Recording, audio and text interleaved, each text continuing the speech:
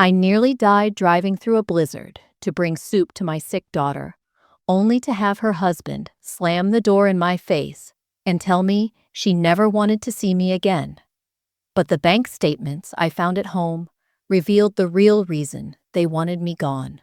I stood on my daughter's doorstep at 2 a.m., 6 hours after driving through a snowstorm, with homemade chicken soup, only to have her husband tell me that next time I should just send money instead of wasting everyone's time. The porch light cast harsh shadows across Marcus's face as he stood there in his expensive silk pajamas, not even bothering to hide his irritation. Behind him, I could see Amanda wrapped in a blanket, her face pale and drawn from days of fever, but she wouldn't meet my eyes. My hands were still numb from gripping the steering wheel through hours of treacherous driving, and steam was rising from the thermos I'd clutched against my chest during the entire journey. "Vicky, this is ridiculous," Marcus said, his voice sharp with annoyance. "It's the middle of the night. Amanda's fine. She just needs rest, not you hovering around playing nursemaid." He glanced at the thermos in my hands with obvious disdain. "Next time she's sick, just send some money so we can order proper food delivery. This whole dramatic gesture is unnecessary." The words hit me like a physical blow. 6 hours earlier, I'd been sound asleep when my phone rang. Amanda's voice had been barely a whisper, broken by coughing fits and weak with exhaustion. "Mom," she'd sobbed, "I haven't eaten in 2 days. I can barely get out of bed. Marcus is traveling for work, and the kids are staying with friends, so they don't get sick." Hey, beautiful soul. Before we dive in, show some love with a like, tap subscribe, and tell me, where in this big, beautiful world are you watching from? Without hesitation, I'd thrown on clothes and rushed to my kitchen. I'd spent 2 hours making her favorite chicken soup from scratch, the same recipe that had comforted her through every childhood illness, the same soup I'd made when she had pneumonia at age 10, when she got her wisdom teeth removed at 16, when she was heartbroken after her first serious breakup. This wasn't just soup. It was love ladled into a container. I'd driven through the worst winter storm we'd had in years, white-knuckling it through sheets of snow and ice, calling Amanda every hour to check on her. My old Honda had struggled up the mountain passes, and twice I'd nearly turned back when the visibility dropped to almost nothing. But the desperation in my daughter's voice had kept me going.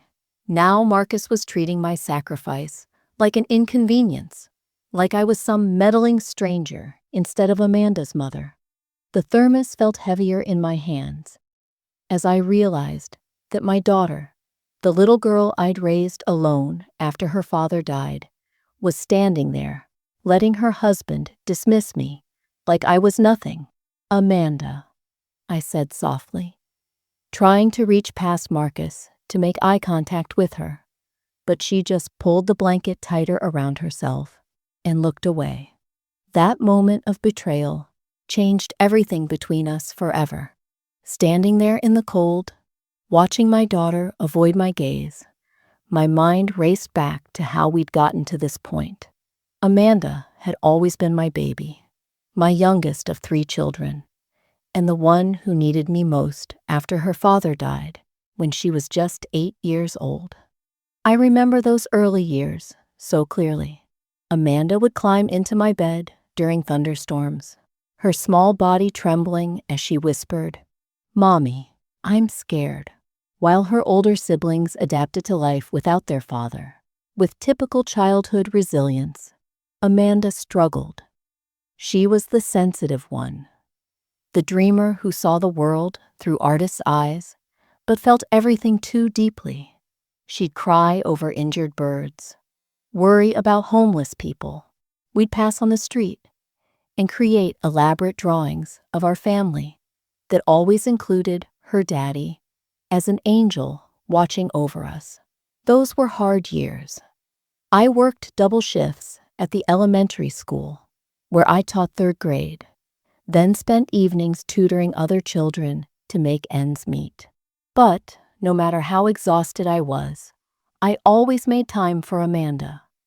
We had our special rituals, our mother-daughter traditions that helped heal the wound her father's death had left in both our hearts.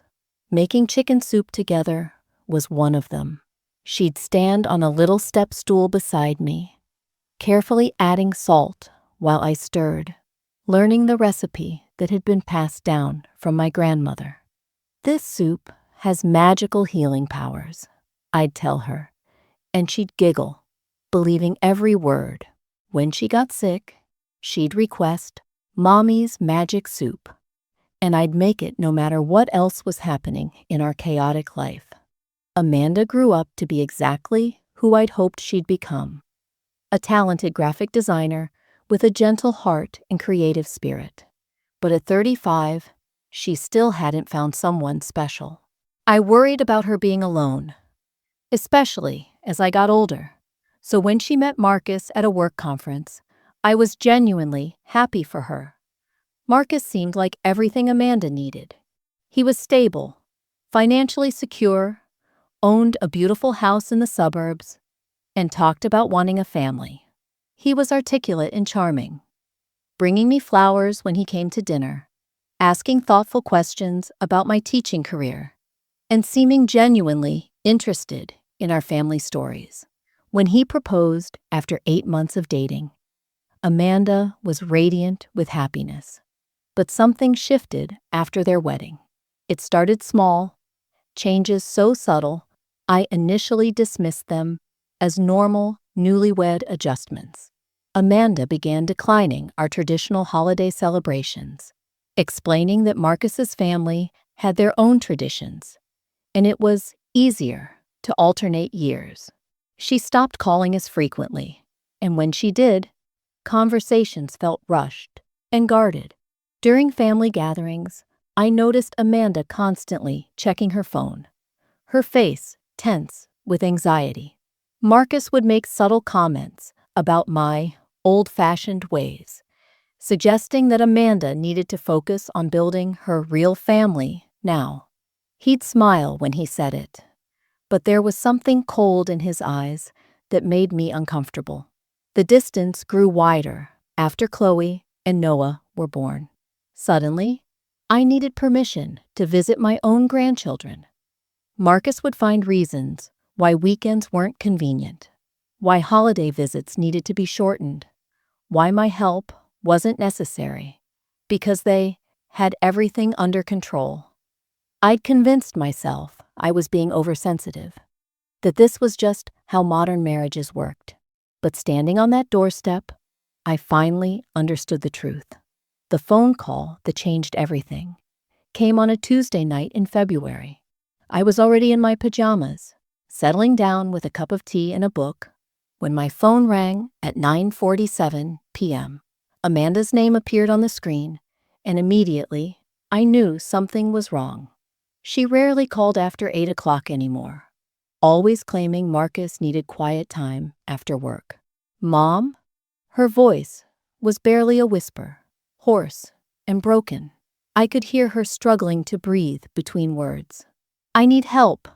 I sat up straight, my heart racing. "Amanda, honey, what's wrong?"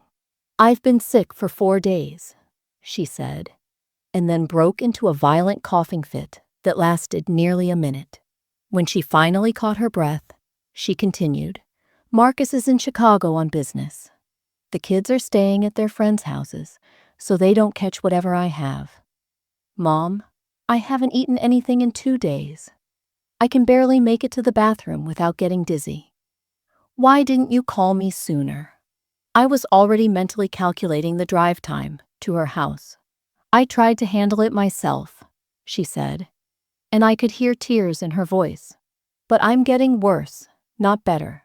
I think I might have pneumonia again, like when I was little. I keep thinking about your soup, how it always made me feel better. I know it's silly, but It's not silly at all, I interrupted, already heading to my bedroom to get dressed. I'm coming right now. Mom, you don't have to. Amanda, you called me because you need your mother. I'm coming. The weather report showed a major winter storm system moving through the mountains between my house and hers. But I didn't care. I threw on warm clothes and rushed to the kitchen, pulling out ingredients I always kept on hand. For the next 2 hours, I made the soup with the same care I'd used when she was 8 years old, adding extra vegetables and letting it simmer until the broth was rich and golden. I called Amanda before I left. I'm on my way, sweetheart. I'll be there in about 6 hours. 6 hours? Mom, the roads. I'll be careful. Keep your phone on. The drive was a nightmare.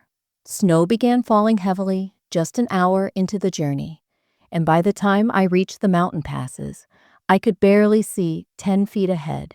My old Honda struggled against the wind and ice, and twice I had to pull over when the visibility became completely impossible.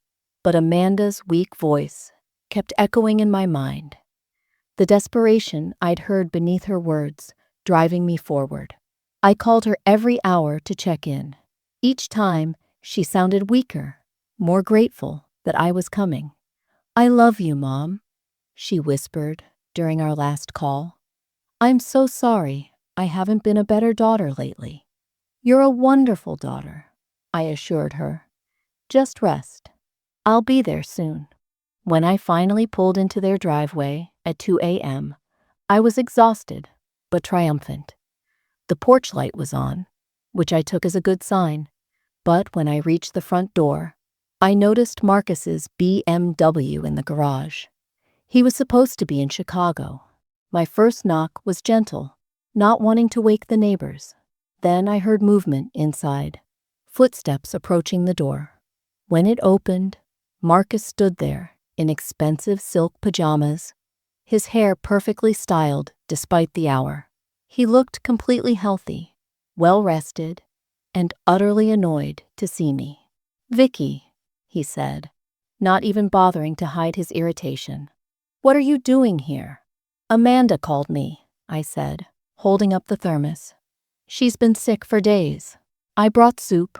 He glanced at the thermos with obvious disdain, then back at my face. "This is ridiculous. It's the middle of the night. Amanda's fine. She just needs rest, not you hovering around playing nursemaid." Behind him, I could see Amanda wrapped in a blanket, pale and shivering. But she wouldn't look at me. "Next time she's sick," Marcus continued, his voice cold and dismissive, "just send some money so we can order proper food delivery." This whole dramatic gesture is unnecessary. The words hit me like a slap. After 6 hours of dangerous driving, after 2 hours of cooking with love, after years of being pushed to the margins of my daughter's life, this man was reducing my sacrifice to a dramatic gesture. And Amanda said nothing to defend me. I drove away from Amanda's house in a daze, my hands shaking as I gripped the steering wheel. The thermos of soup sat untouched on the passenger seat, still warm, still radiating the love I'd poured into every ingredient. The rejection felt like a physical weight pressing against my chest, making it hard to breathe. I couldn't go home, not yet. The thought of walking back into my empty house, of sitting alone with the magnitude of what had just happened, was unbearable. Instead, I found myself pulling into the parking lot of Mel's Diner, a 24-hour truck stop I'd passed countless times over the years, but never entered.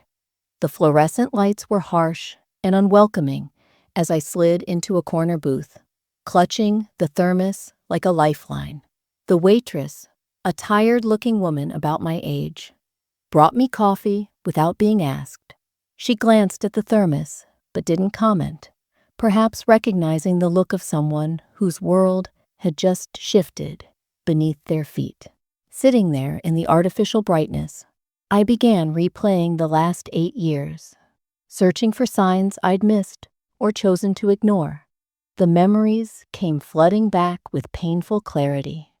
I remembered the Christmas when Marcus had announced, with that charming smile of his, that they'd be spending the holidays with his family from now on. "It's time Amanda learned some new traditions," he'd said, while Amanda sat silently beside him, not meeting my eyes.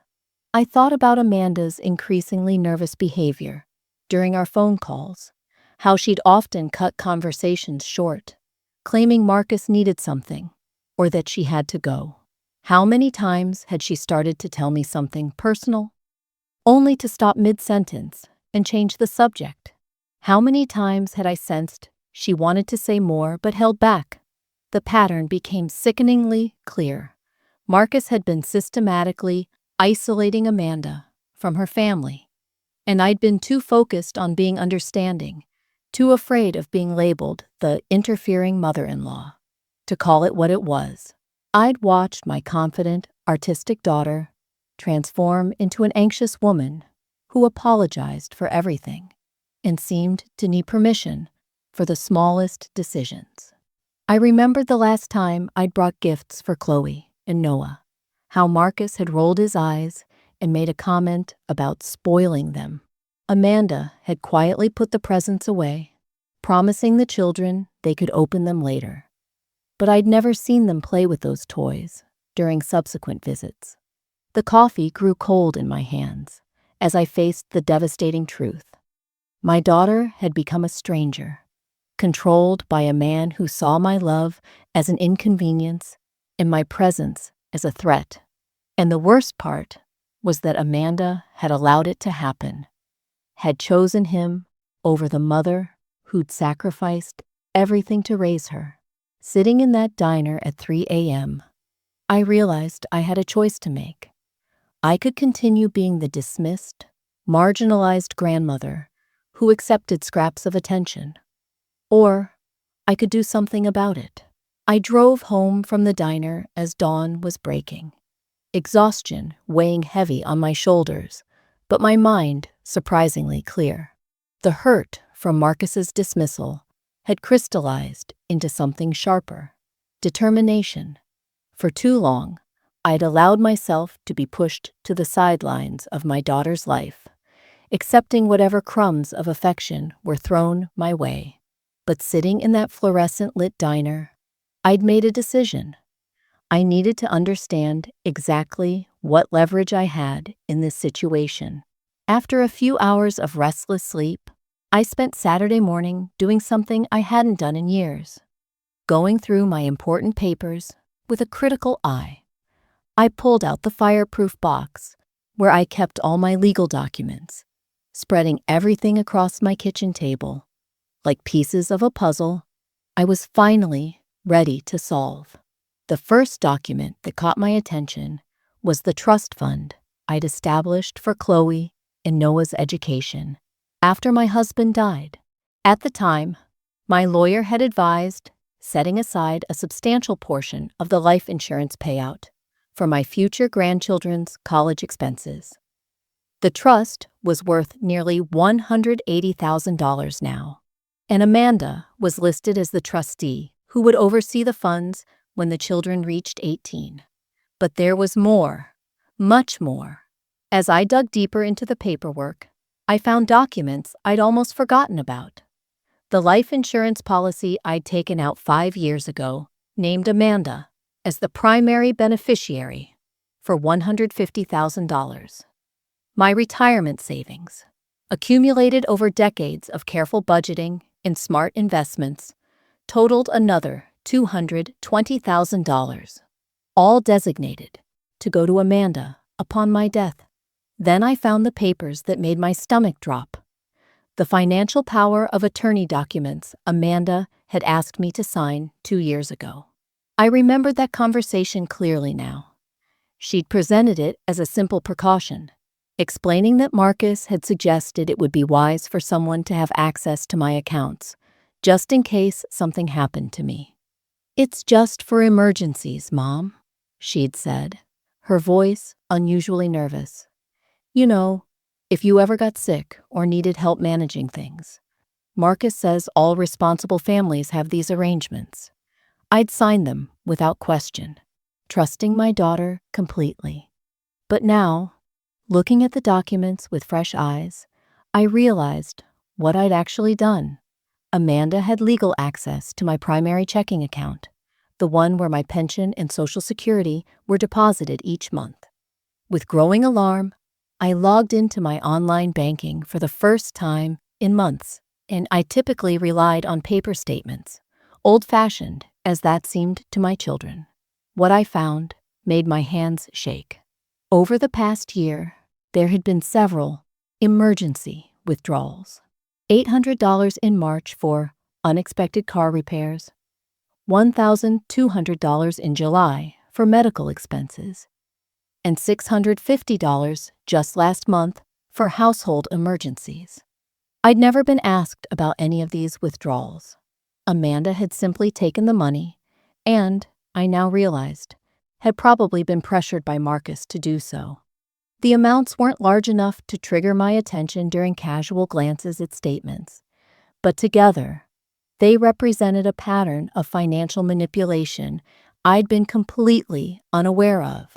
Sitting there surrounded by papers that represented my life's work and savings, I felt a mixture of betrayal and foolishness. I'd been so eager to help, so desperate to maintain my connection to Amanda and the grandchildren, that I'd made myself financially vulnerable to people who clearly didn't respect me. But as I studied the documents more carefully, I began to see something else. Power. All of these arrangements could be changed. Beneficiaries could be updated, powers of attorney could be revoked, trust funds could be restructured. I wasn't powerless in this situation. I'd simply forgotten that I held all the cards. For the first time since standing on Amanda's doorstep, I smiled. Sunday morning found me at my kitchen table with a fresh cup of coffee, a legal pad, and a plan forming in my mind. The hurt from Friday night had transformed into something more useful, strategic thinking. If Marcus wanted to treat this like a business transaction, reducing my maternal love to inconvenient charity, then I would approach it like the retired teacher I was, methodical and thorough. My first call was to Robert Chen, the family lawyer who'd helped me navigate the legal complexities after my husband's death. Robert had been a friend for over 20 years, and I trusted him completely. When I explained the situation, carefully outlining both the personal betrayal and the financial implications I'd discovered, his response was immediate and reassuring. "Vicky, you have complete control here," he said, his voice warm but professional. "Powers of attorney can be revoked with a simple signed document. Beneficiaries can be changed at any time. The trust fund for your grandchildren can be restructured to bypass Amanda entirely, if that's what you choose. You're not locked into any of these arrangements." "But what about Amanda's access to my checking account?" I asked, feeling vulnerable, admitting how naive I'd been. "We'll revoke that immediately and set up a new account. I can have the paperwork ready by Tuesday. The question is, what do you want your end goal to be?" That question haunted me for the rest of the weekend. I wasn't interested in punishment for punishment's sake. I wasn't some vindictive mother-in-law seeking revenge. What I wanted was much simpler and yet more complex. I wanted my daughter back. I wanted to protect my grandchildren from growing up thinking that love could be dismissed and sacrifices were meaningless. And I wanted Marcus to understand that I wasn't some helpless old woman he could manipulate and control. By Sunday evening, my plan had crystallized into 3 distinct phases. First, I would secure my financial independence by revoking all of Amanda's access and restructuring the beneficiaries. The trust fund for Chloe and Noah would remain intact, but be managed by Robert's firm instead of Amanda. My life insurance and retirement savings would be redirected to a children's charity that supported single mothers, with a smaller amount going directly to the grandchildren when they turned 21. Second, I would give Amanda one final opportunity to choose between her controlling husband and her family. Not an ultimatum born of anger, but a genuine offer of help and support if she was ready to acknowledge what was really happening in her marriage. I suspected that Marcus's behavior toward me was just the tip of the iceberg, and that Amanda was suffering in ways she couldn't or wouldn't admit. Third, if Amanda chose to remain under Marcus's influence, I would step back completely while protecting myself and the grandchildren's future. I wouldn't engage in battles or dramatic confrontations. I would simply remove myself and my resources from their reach, making it clear that respect was a prerequisite for relationship. But before implementing any of these changes, I decided to conduct one final test. I would return to Amanda's house, this time during the day when Marcus was at work, and have an honest conversation with my daughter. If she was truly lost to me, if she had genuinely chosen Marcus's version of reality over our relationship, then I would know my answer.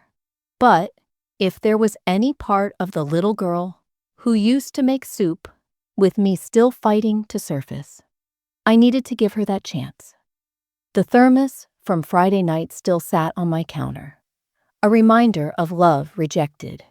But as I formulated my plan, I began preparing another batch of soup. This time, it wouldn't just be a gesture of maternal care. It would be a test that would determine the future of our family. Monday morning, I called Robert to set everything in motion. By Tuesday afternoon, all the legal documents would be ready. Wednesday, I would drive back to Amanda's house and discover once and for all whether I still had a daughter worth fighting for. Wednesday afternoon, I stood at Amanda's front door once again, but this time, everything was different. It was 2 p.m., well past the time Marcus would have left for his corporate job. I'd spent the morning with Robert, signing papers that fundamentally altered my family's financial future. The new power of attorney documents were safely in his office. The beneficiary changes were processed, and my checking account had been closed and reopened without Amanda's access. For the first time in years, I felt completely in control of my own life. The thermos in my hands contained the same chicken soup recipe, made with the same love, but this time it carried a different weight. This wasn't just comfort food. It was a final offering, a bridge I was extending one last time before potentially burning it forever.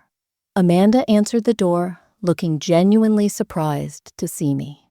She was dressed in paint-stained clothes, her hair pulled back in a messy ponytail, and for a moment she looked exactly like the artistic little girl I remembered. Dark circles shadowed her eyes, and she still looked weak from her recent illness. "Mom," she said, her voice uncertain. "What are you doing here?" "I brought more soup," I said simply. "And I think we need to talk." She glanced nervously toward the street, as if checking to make sure Marcus's car wasn't approaching, then stepped aside to let me in. The house felt different in daylight, less imposing somehow. I could see Amanda's artwork on the walls, pieces that Marcus had clearly relegated to less prominent spaces, and children's toys hastily shoved into corners. We sat at our kitchen table, the same table where I'd shared countless meals with my grandchildren, where I'd watched Amanda grow increasingly tense over the years. But today, with Marcus absent, some of the rigidity had left her shoulders. "Amanda," I began carefully, "I need to ask you something, and I need you to be completely honest with me. Are you happy?" The question hung in the air between us, like a confession waiting to be made. Amanda's face crumpled, and for the first time in years, my composed, careful daughter began to cry. Not the polite tears she might shed at a movie, or the controlled emotion she'd learned to display around Marcus, but deep, body-shaking sobs that seemed to come from years of suppressed pain. "No," she whispered between tears. "I'm not happy, Mom. I haven't been happy in so long, I'd forgotten what it felt like." That single word, that simple admission, changed everything. The walls Amanda had built around herself began to crumble as she told me things that made my heart break and my anger burn. Marcus controlled every aspect of their finances, monitoring her bank account and questioning every purchase. He'd gradually isolated her from friends, finding fault with each relationship until she'd stopped trying to maintain them. He criticized her art, calling it a hobby that took time away from her real responsibilities as a wife and mother. "He was furious about Friday night," Amanda continued, her voice barely audible. "He said you were trying to embarrass him in front of his colleagues by showing up like some desperate old woman. He made me promise not to call you anymore, unless it was an absolute emergency." As Amanda spoke, I realized that my instincts had been correct. Marcus's dismissal of me wasn't just rudeness, it was part of a comprehensive strategy to control Amanda by cutting her off from anyone who might remind her of her own worth. "Sweetheart," I said, reaching across the table to take her hands, "you don't have to live like this." Amanda's confession opened floodgates that had been sealed for years. Through her tears, she revealed the extent of Marcus's control that went far beyond what I'd imagined. He monitored her phone calls, criticized her appearance, and had convinced her that her family found her needy and dramatic. When she'd started seeing a therapist 2 years ago, Marcus had attended sessions with her and gradually turned the conversations toward her dependency issues and inability to prioritize her marriage.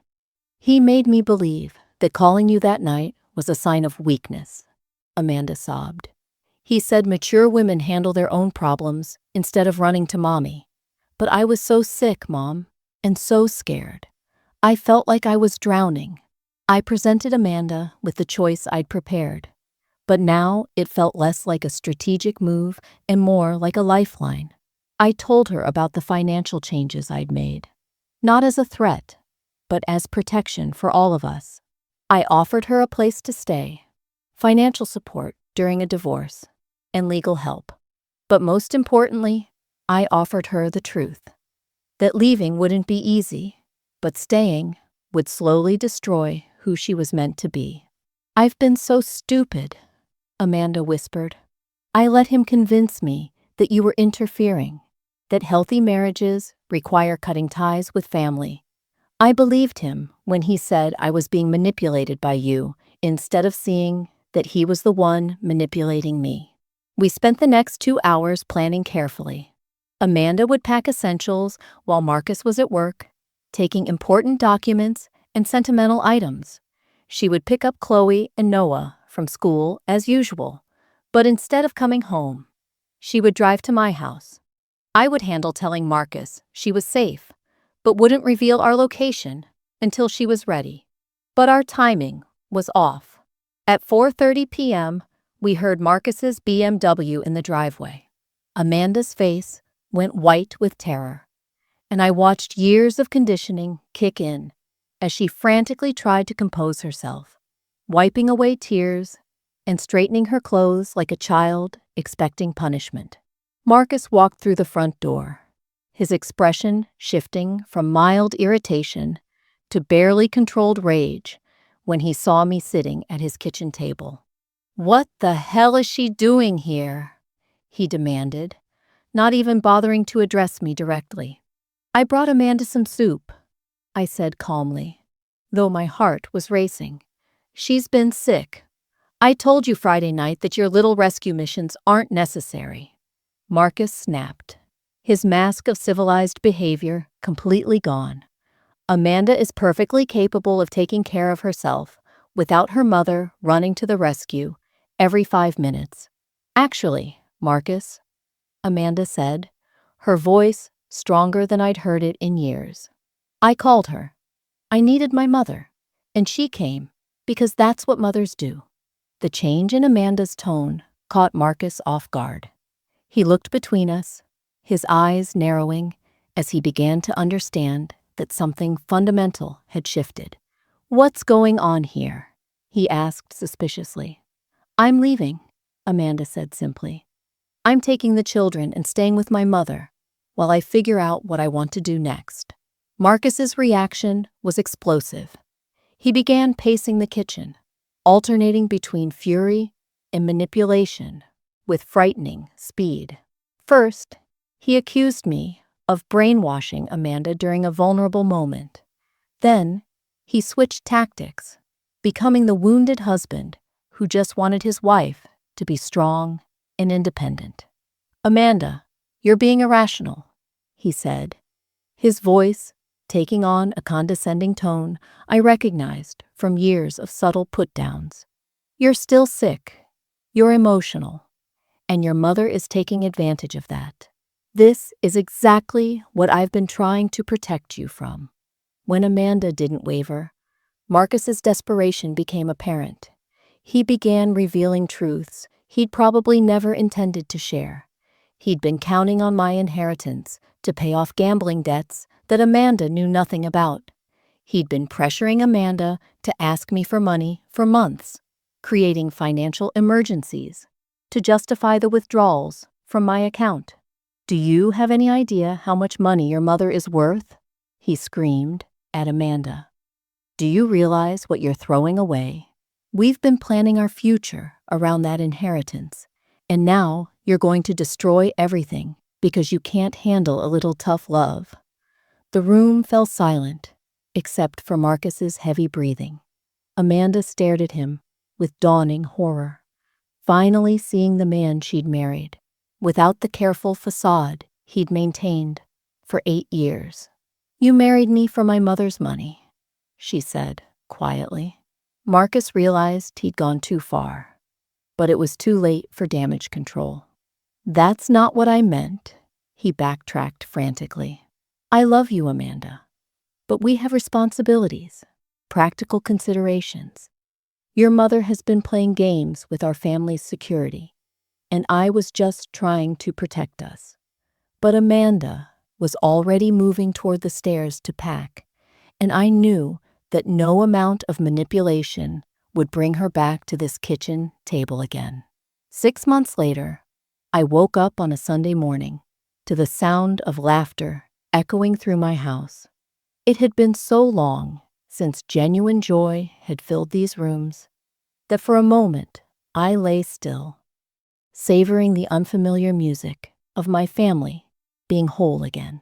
Downstairs, Amanda was already in the kitchen with Chloe and Noah, flour dusting her apron as she guided their small hands through the process of making bread from scratch. She'd moved into my guest room 3 weeks after leaving Marcus, and what I'd initially thought would be a temporary arrangement had evolved into something beautiful and permanent.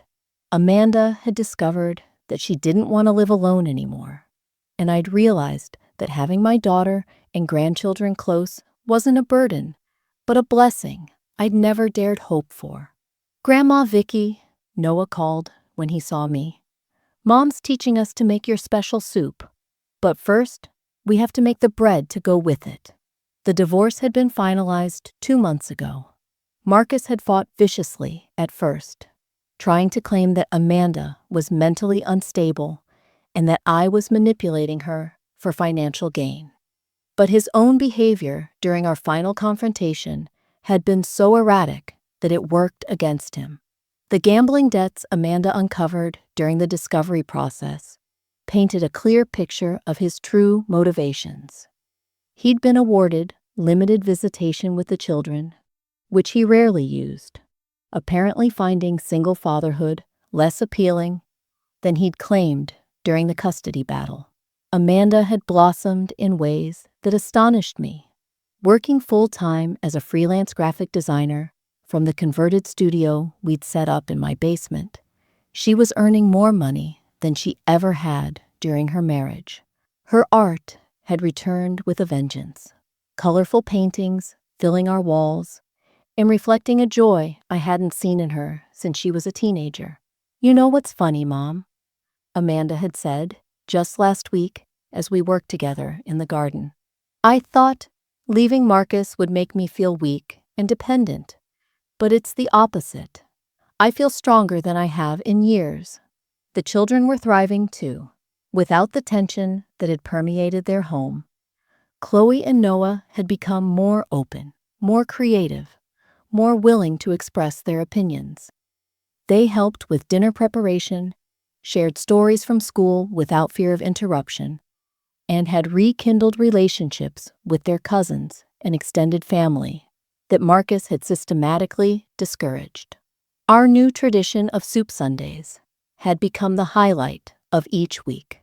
3 generations gathered in the kitchen, chopping vegetables, stirring pots, and sharing stories, while the house filled with the aroma of healing.